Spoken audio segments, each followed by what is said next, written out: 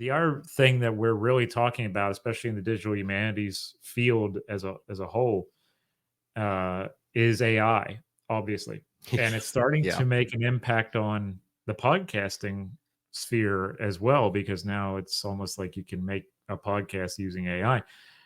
What Yeah. are what are you seeing on that front, for, what's coming out now, what you perceive is going Yeah. to happen? What are your thoughts on that in general? It's a tough one, right? Because we're all dealing with the sudden rise of AI, it seems. 3, 4 years ago, we thought it was great. We had these little chat bots who could answer questions and maybe help us resolve a billing issue on our Verizon statements. But now it's using AI to replicate voices and even write in quotation marks papers, things like that. Right. So we're kind of seeing it on a couple of fronts.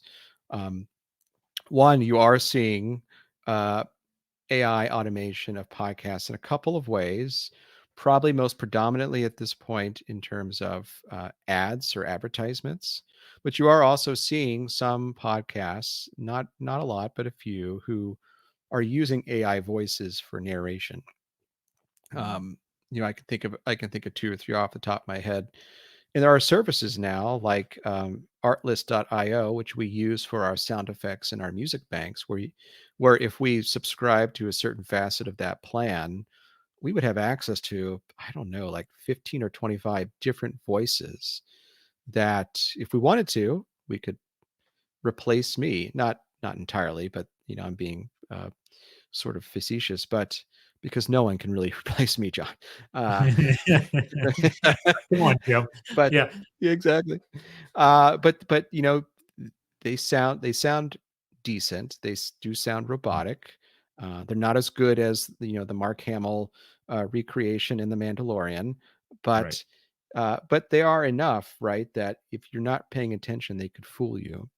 So Mhm. there's a big ethical question, right, of whether or not we should take the humanity out of the humanities, even if it's to sort of free up our own time to create on another scale. The other place we're seeing it is actually, I think, in a much more productive way, which is using AI to help clean up audio. Okay. So, let's say, for example, we were recording a podcast episode and the guest didn't have a good mic and they were in a bad room with a lot of echoes and reverb and hard surfaces and all other kinds of junk. So your typical pre-COVID Zoom audio recording. Right. uh, Yeah. there are AI tools now that you can take that audio, you can run it through that tool, and what it will do is it'll analyze and resynthesize the lost frequencies so it sounds like that person is on a really good mic. Adobe Audition has a great tool that does that. It's pretty remarkable. So I think there's a good use case where you can help the guest sound the way that they're supposed to in a kind of almost natural setting.